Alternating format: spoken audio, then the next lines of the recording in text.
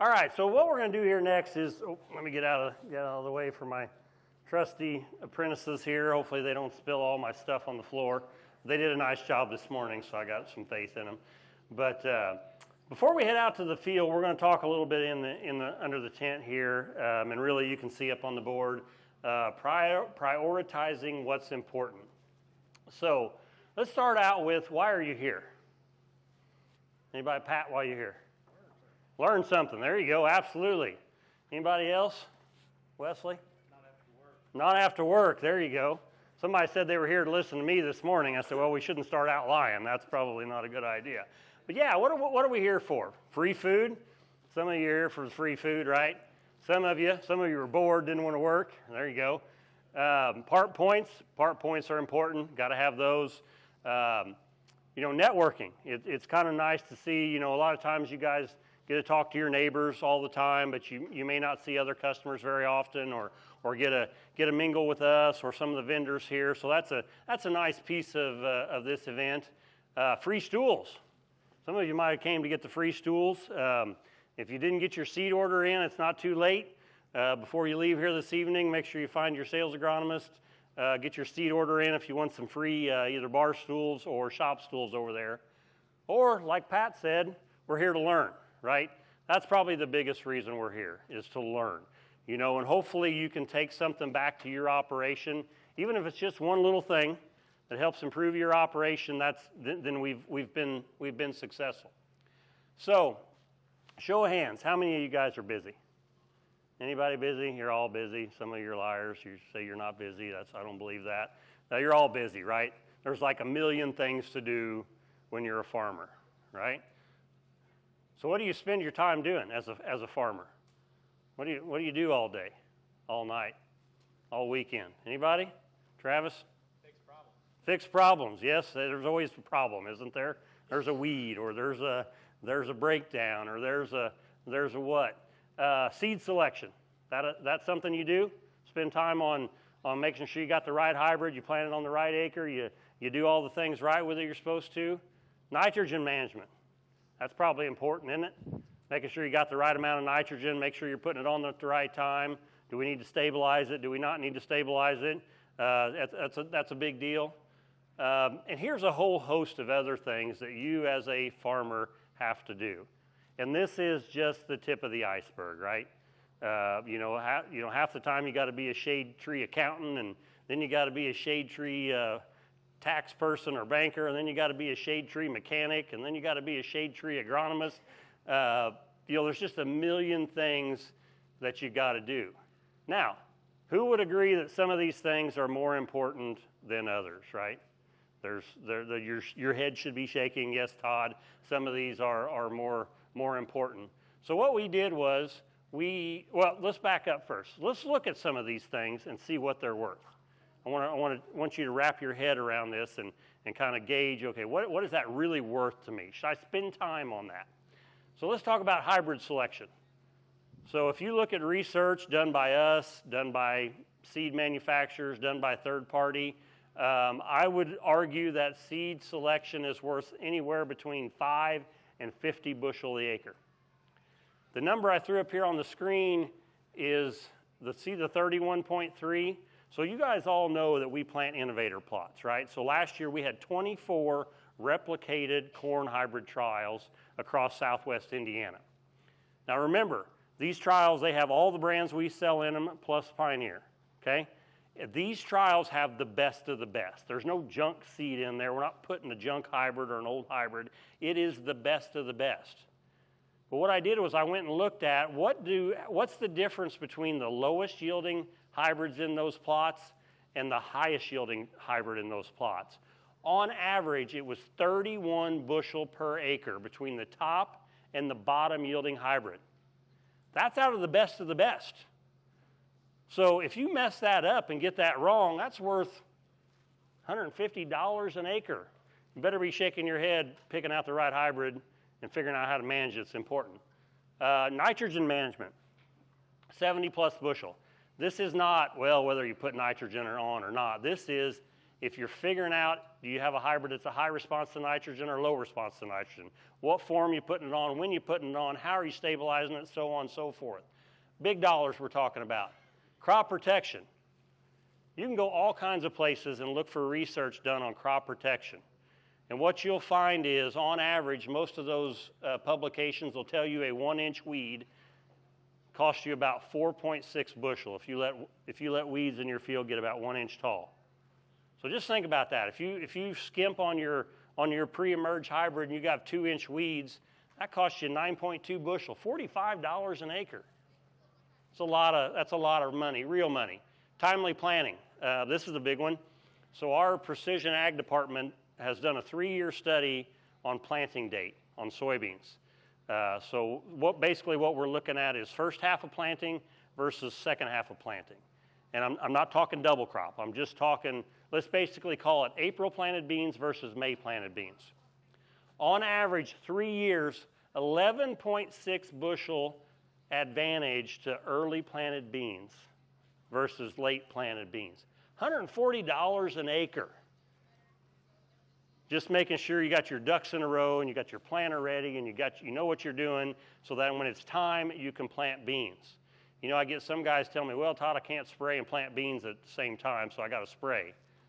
Well, I'm going to tell you, you probably ought to hire us. If you can't do both at the same time, you better hire us because you'll be way money ahead by having us do it. Planter pass. Adam and Jason are going to spend some time talking about that. Big dollars. I call this one social media fairy tales. So you guys you can find anything on the internet you want to agree with you, right? You think about this.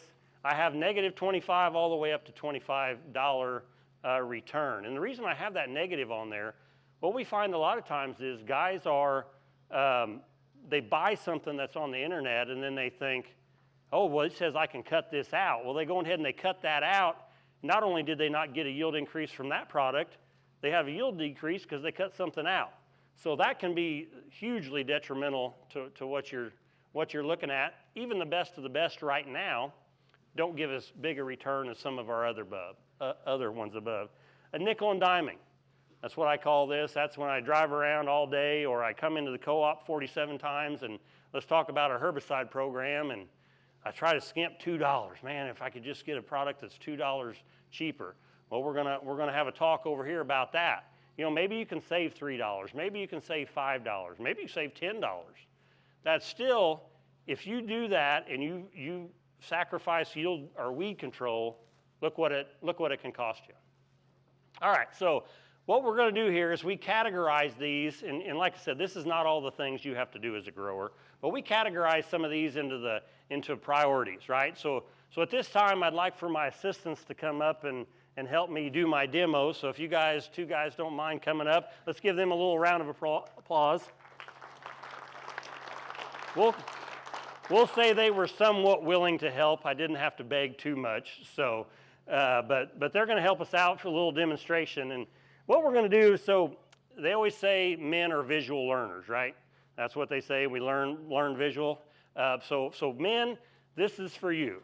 For the ladies in the crowd, you've already got this figured out, right? You're like, okay, Todd, I get it. I need to prioritize. I need to do this, this, and this. You don't need to go anymore. I get it, right? So if you're a lady, please bear with us. We got to teach all the men what we're talking about here, okay, including myself. All right, so what we've got up here is we've got this categorized. The top one, the big rocks, that's going to be our products that are priority, right? Those are the things that have the biggest impact on whether you can grow a successful crop or not. You go down here to the yellow box. That's kind of the pebbles. That's the next list of important things. And not that they're not important, right? Jordan fungicide is important, isn't it, right? Jordan sells fungicide, and she's going to say it's important. It absolutely is. However, if you don't get that top box right, you're probably not going to get the yield increase that you want out of that fungicide application. And then you're going to come in and say, well, Todd, I only got 8 bushel. It didn't hardly pay for itself. Okay, well, we need to get that other stuff right. So those things are important, but they're not as important as the top. And then the last one is the bottom group. Okay, this is what we call the sand.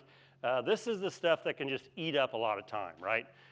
You know, you've got some of this stuff, and some of it's important. You know, we've got carbon management up here. There's a stop out here. We're going to hear about carbon. Is carbon important? Yeah, a little bit.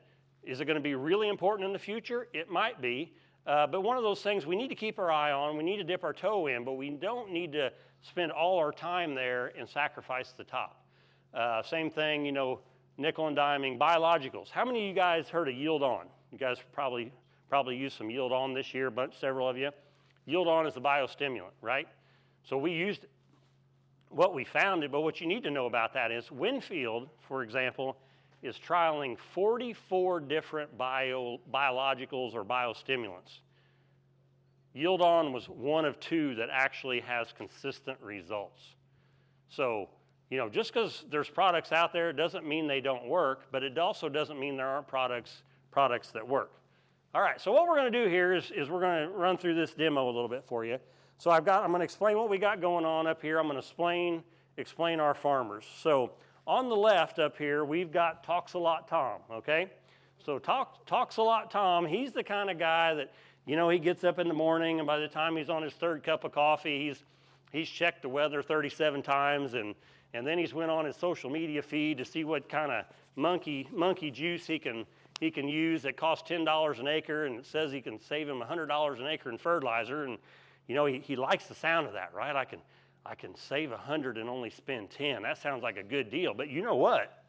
I bet if I searched long enough, I could find something that only cost $8 an acre, and I saved $100, right? So I'm going to spend an hour searching for this stuff. Then when I get done with that, I'm going to jump in my truck, and I'm going to go drive around the block and then see what the neighbors are doing, and holy crap, the neighbors, I got 3 neighbors planting. I got to get home, I got to plant, right? So you run home, you jump in the tractor. Oh my God, the planter's not even hooked up. So Talks-A-Lot Tom, he's hooking his planter up, right? And then he's ready to go to the field, and oh crap, I don't have my seed ordered. And did I put fertilizer on? Or I got my nitrogen on, and oh my God, I forgot to have my meters checked, So that's Talks-A-Lot Tom over here on the left. That's who we got. So, right, he kind of paint that picture, right? So over here on the left, on the right, we got Big Yield Bob, all right? Bob grows big yield. So what Bob does, Bob started in December after he got harvest done, and he started on that top block, right? He went into the co-op. He's working with a sales agronomist. He's trying to pick out hybrids. He's figuring out, okay, what hybrid do I need? Where do I need to plant it? How thick do I need to plant it? Is that one that I definitely need a fungicide on, or is that one that I need to evaluate later in the season? All those different kind of things. He's done soil testing. He's had his meters tested by Adam to make sure his meters are going to test. So that's Big Yield Bob over here on the right, okay? Everybody got it? Everybody with me? Got our 2 growers up here, Talks-A-Lot Tom and Big Yield Bob. So they both have a jar up here. This jar represents time. They both have exactly the same amount of time. Okay, there's 24 hours in a day in their bin. Not any more, not any less, right? That's all the time we all get.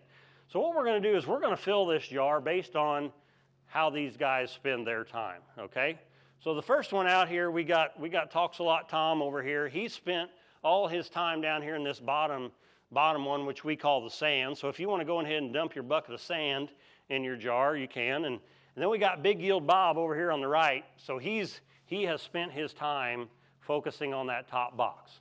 So Bob, if you want to go ahead and pour your balls in there, we'll start with that. All right, there you go. So Talks-A-Lot over here. He's used up about 1/3 of his time, maybe a quarter, something like that. Holy cow, Big Yield Bob, he's almost ran out of time, right? He's filled up all his time.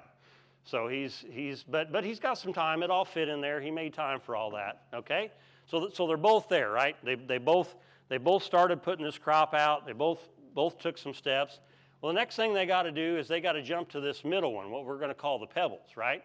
So Talks-A-Lot Tom, he's kind of in a panic. He planted corn. He's got corn planted. He doesn't know if he's got a good population or if it's the right population for the hybrid. He doesn't know if he should spread fertilizer on it or not. He just miscombobulated. He doesn't have a plan, right? He doesn't know, am I supposed to tissue test? Is that when I do this right now? Is I tissue test to find out what I need?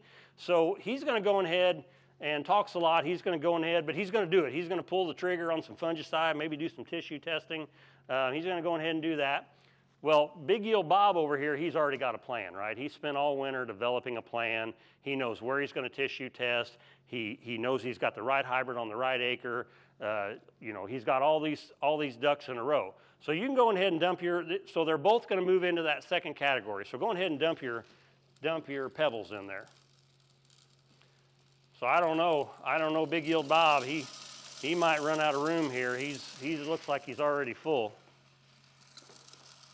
I'll be darned, all that stuff fits in there, doesn't it? It's because he's got a plan, right? It doesn't take him that much time because he's already got a plan. All right, so Big Yield Bob, he still looks like he's about full, but Talks a Lot Tom, he's getting fuller, right? He's eating up more time and more time. So they both got stuff they've got to do yet, right? So Big Yield Bob, maybe he's worried about talking to Isaac about carbon, signing up on, maybe I should sell some carbon, or maybe I need to go to the dealer and now talk about, do I need a new corn head or something like that, or maybe I have more time to watch the weather, right? So I'm trying to plan on how much of my crop I'm going to sell throughout the summer, and I'm watching the weather, thinking, figuring out, am I going to have a crop or am I not going to have a crop? I'm out walking my fields, doing yield estimates, doing all those kind of things. That's what Big Yield Bob's doing.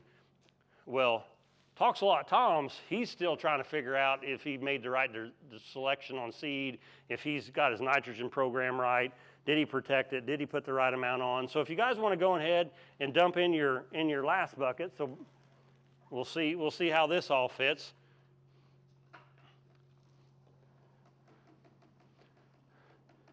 So you can shake that a little bit if you want, but Big Yield Bob, he's running out of time, right? He's having trouble fitting all that stuff in the jar. But let's look at Talks a Lot Tom.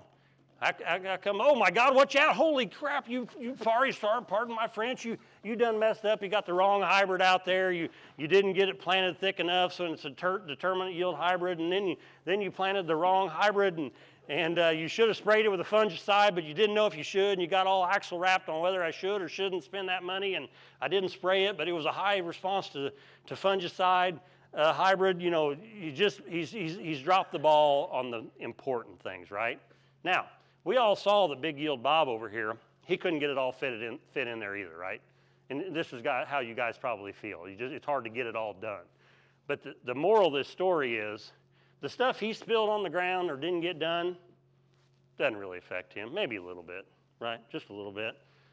But Talks a Lot, he's done messed up. He's got a piss poor stand. He didn't spray the right field. He didn't stabilize his nitrogen in the right place.